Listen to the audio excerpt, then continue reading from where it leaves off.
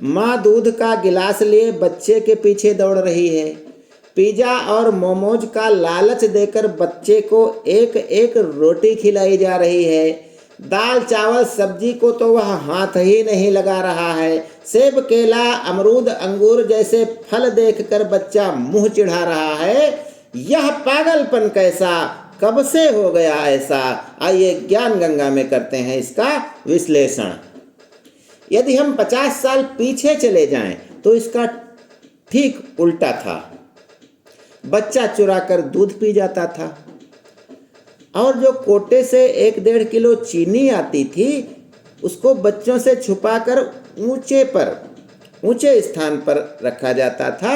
वह भी बच्चा किसी न किसी प्रकार से उठा करके धीरे धीरे फाँक जाता था, खा जाता था। जब मेहमान आते थे तो उसमें चीनी ही नहीं मिलती थी, चुरा कर बच्चे खा गए। एक एक रोटी के लिए लड़ते झगड़ते थे बच्चे। सेब और अंगूर तो देख करके मुंह में पानी ही ला पाते थे, कभी बच्चों को नसीब नहीं होते थे। इतनी गरीबी थी। उस समय 1965 में पाकिस्तान ने भारत पर हमला कर दिया। अब पूर्व प्रधानमंत्री लाल बहादुर शास्त्री जी ने इसका मुंहतोड़ उत्तर दिया। जब पाकिस्तान हारने लगा तो अमेरिका ने कहा कि यदि पाकिस्तान से हिंदुस्तान लड़ेगा तो मैं गेहूं नहीं दूंगा लाल रंग का।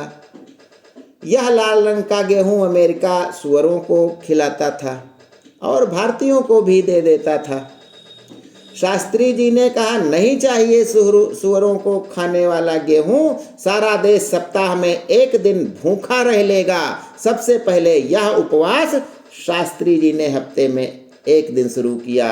बाबा नागार्जुन की ये पंक्तियां उस दौर का असली चेहरा दिखाती हैं। कई दिनों तक चूल्हा रोया चक्की रही उदास, कई दिनों तक काली कुतिया सोई उनके पास।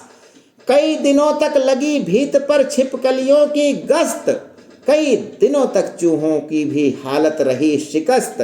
दाने आए घर के अंदर कई दिनों के बाद, धुआं उठा आंगन से ऊपर कई दिनों के बाद।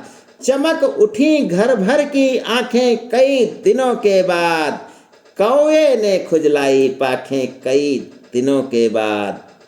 ये समृद्धि का ज्वार जो आया है एक दिन ये भी थम जाएगा। अन्न का अपमान कोई न करे।